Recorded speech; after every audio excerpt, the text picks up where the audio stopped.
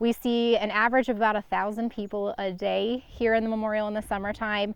On weekends, it will go closer to 2,000 people. For many who travel here, the Flight 93 National Memorial is a place for respect and healing. Some of them, they've wanted to come here for a long time, and it's a part of that closure of September 11th. Catherine Hostetler is a park ranger for the Flight 93 National Memorial. Strongly believe a lot of the people that are visiting the site just want to see what the memorial is about, learn about Flight 93, because Flight 93, you think of the grand picture of September 11th, you think of the Twin Towers and the Pentagon, and maybe not Flight 93 right away. Kyle Newland and his family are in the middle of a cross-country trip.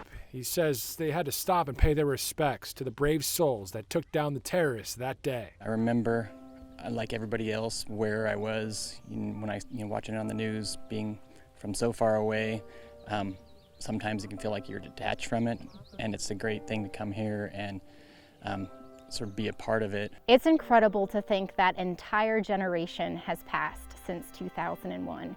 You think of 20 years going by, it seems like yesterday that September 11th happens, but in the United States there's over 70 million people that were born after 2001.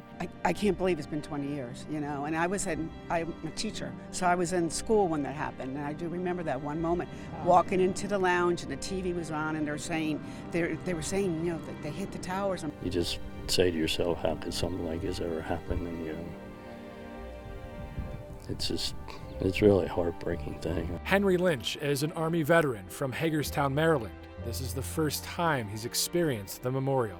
It's been 20 years, it's went by fast, but it still seems like it just happened yesterday. That's a remarkable thing. That took about as much courage you could ever see in a person. I mean, how they decided to do it and how they teamed up together, and they probably saved a lot of other lives, so they're heroes and always will be. Heroes whose memory will continue forever as people show up here day in and day out to remember their courageous acts on that tragic day. At the Flight 93 National Memorial, I'm Matt Alvarez.